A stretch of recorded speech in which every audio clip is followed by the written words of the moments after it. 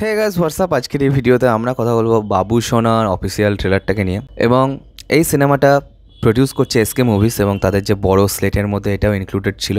এবং অন্যদিকে এই সিনেমাটা ডিরেক্ট করেছেন অংশুমান প্রত্যুষ এবং এই সিনেমায় অভিনয় করেছেন শ্রাবন্তী এবং জিতু কামাল। তো জিতু কামাল এর পরে অপরাজিতর পরে তিনি কিন্তু খুব যে বেশি সিনেমা করেছেন সেরকম না, এবং এখানে কোথাও না কোথাও তার একটা কমার্শিয়াল সিনেমায় ডেবিউ এবং সেটা দেখেও বেশ ভালো লাগছে।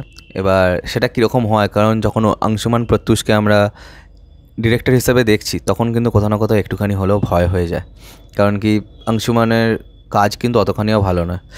এবার চলো বেশি কথা না বাড়িয়ে দেখি যে ট্রেলারটা কেমন হয়েছে। 1 2 3 স্টার্ট। কলকাতায় গত কয়েক সপ্তাহে ঘটে গেছে অনেকগুলো কিডন্যাপের ঘটনা। আমি কিডন্যাপার, প্রফেশনাল। কিডন্যাপ করতে এসেছি। কত টাকা ঝেড়েছিস বলতো? ওই একা ম্যাডাম শুধু দেখ না দিয়ে চান্স। আমি জানি না স্যার, আমার ডিভোর্স চাই। ডিভোর্স নিয়ে নিলেই হয়, সমস্যাটা হলো বাচ্চা।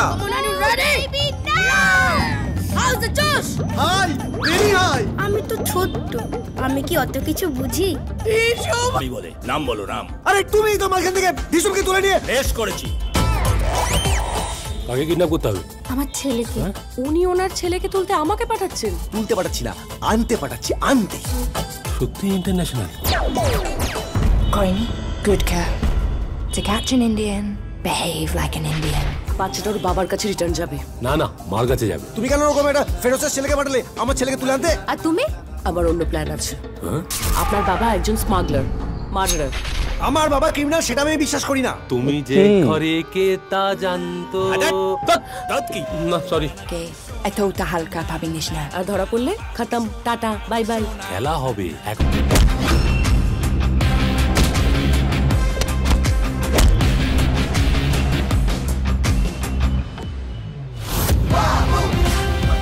আমাকে যে মারবে সেই পৃথিবীতে না, বাবার ইয়েতেও জন্মায়নি।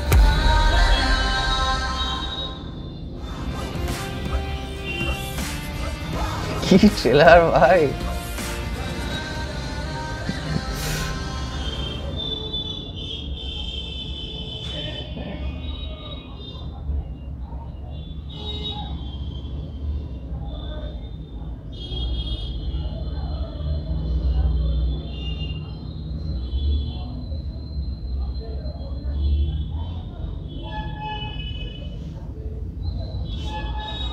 যেটা ভয় ছিল সেটাই হয়েছে। এটা কি? ও ভগবান, মানে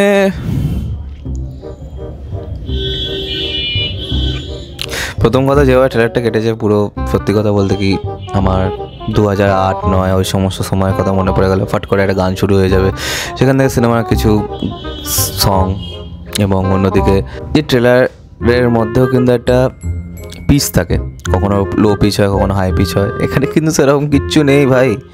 আর অংশুমান প্রত্যুষ, আমি প্রথমেই বলেছিলাম যে মানে এই লোকটা কিন্তু কি বলবো, মানে বাংলার ফারাদ সামজি, ঠিক আছে।